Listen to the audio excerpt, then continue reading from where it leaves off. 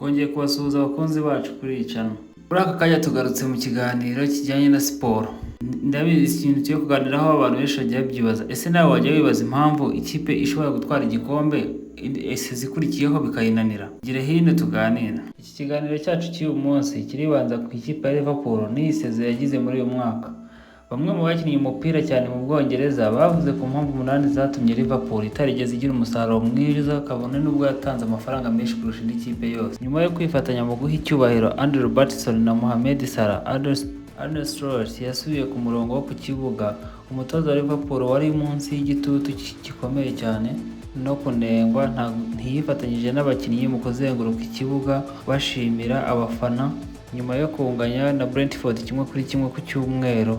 Ni mu gihe Robertson na Mohamed Salah bakomezaga kwakira amashyi n'icyubahiro by'abafana ba Anfield. Uwo Muholandi yari yicare ku ntebe wenyine y'abatoza. Kuba yarashakaga ko abantu bakomeza kwita ku bakinnyi babiri b'ibyamamare bari bagiye kuva muri iyi kipe byarumvikanaga, ariko itandukaniro ni ibyariho amezi 12 imbere byari rikomeye cyane.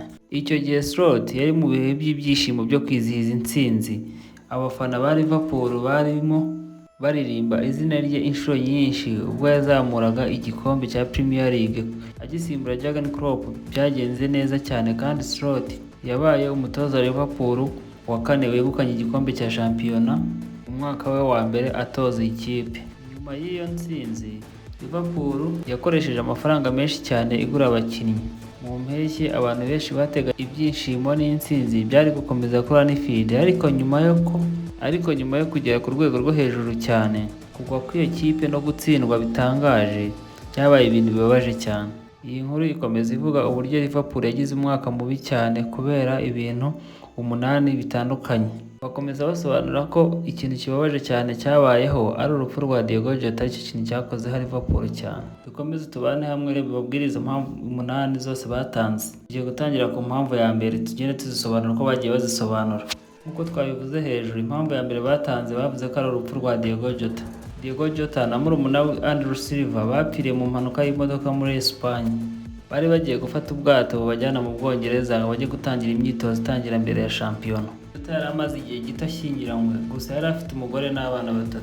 Urupfu rwe rwababaje abakinnyi bagenzi be, abatoza n'abafana ba Liverpool. Umutoza Slot yavuze ko Jota yari inshuti ya buri muntu wese. Ku kibuga cya Anfield abafana bashyizeho indabo nyinshi n'ubutumwa bwo kumwibuka. Bavuze ko impamvu ya kabiri, ikipe yose yagize agahinda gakomeye. Umutoza yavuze ko abakinnyi benshi batashakaga no gukora imyitozo. Liverpool yazanye inzobere zifasha abantu bafite agahinda kenshi gakabije. Umutoza yabwiye abakinnyi ko bashobora kuvuga uko biyumva nta gitutu kiriho. Mu mikino myinshi abafana bakomezaga kuririmba indirimbo za Jota kumuha icyubahiro cye.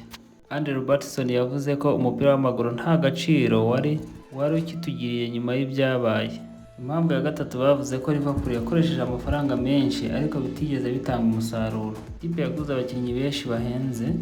Urugero muri bo yaguze Florian imugura miliyoni 116 z'amayero, igura Alexander Isaac miliyoni 125 z'amayero, igura na Hugo Ekitike miliyoni 79. Ariko bamwe bagize imvune, abandi ntibitwara neza kandi ntibabashije gukina hamwe igihe gihagije. Liverpool yakoresheje amafaranga menshi kurusha andi makipe yose yo muri Premier League muri iyo mercato. Impamvu ya kane, bavuze ko Liverpool yagize imvune nyinshi zatumye ikipe yitwara nabi. Abakinnyi benshi bagize imvune. Alexander Isaac yagize ikibazo cy'akagombambari n'ikirenge, nawe yaje kugira ikibazo. Bradley nawe yagize ikibazo cy'ivi. Alisson Becker yasibye imikino myinshi kubera imvune. Umutoza yavuze ko ijambo rimwe risobanura uwo mwaka ari imvune bagizemo. Ikibazo cya gatanu, bakomeje bavuga yuko ari umubano hagati ya Slot hamwe na Mohamed Salah. Muri icyo gihe Mohamed Salah ntiyari akibanye neza na Slot. Salah yakuwe mu bakinnyi babanzamo. Mohamed Salah yavuze yuko ikipe yamugize nyirabayazana w'ibibazo bafite. Salah yakomeje avuga ko hari abantu batagishaka ko aguma muri Liverpool. Ibyo byahise binatuma nyuma aza gutangaza yuko azava muri Liverpool. Impamvu ya gatandatu ivuga ko muri mwaka wa season ushize Liverpool yakinaga nabi. Ikipe yakinaga umukino utanejeje abafana. Ikipe yatsindwaga iminota ya nyuma, kinjizwa ibitego byinshi. Abafana batangiye kunenga umutoza no kujya bamuvugiriza induru. Virgil van Dijk yavuze ati ubu ibintu nta kajagari mu ikipe. Impamvu ya karindwi ni ibibazo bari bafite mu rwambariro. Bakomeje bavuga ko mu rwambariro harimo ubwumvikane buke hagati y'abakinnyi. Bamwe batari bishimye, abandi bafite imvune, abandi bafite impungenge z'amasezerano yabo.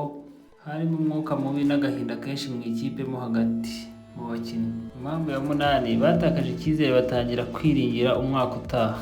Nubwo ibintu byagenze nabi, Liverpool irateganya kongera kugarura abakinnyi. Hari icyizere ko abakinnyi bashya bazitwara neza umwaka utaha. Basoza bavuga ko bafite icyizere cy'uko umwaka utaha umutoza azabishyira ku murongo kandi ashobora kuzakomeza kubona amasezerano nta mpungenge bafite z'uko ashobora gutakaza akazi. Abakunzi mudukurikira rero n'aha dusoreje, mugire ibihe byiza.